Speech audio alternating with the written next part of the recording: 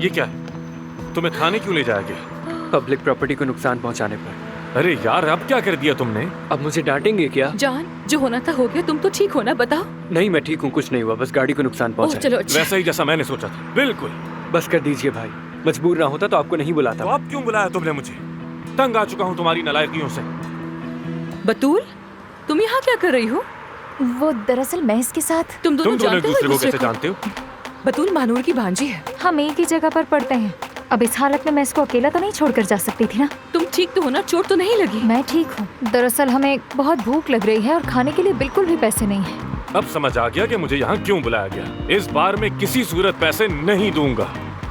देख लिया तुमने, कहा था ना मैंने भाई को मत बुलाओ। अरे तो मुझे क्यों डांट रहे हो भाई? अच्छा ठीक है, बस करो दोनों। जान बच गई, बस यही काफी है।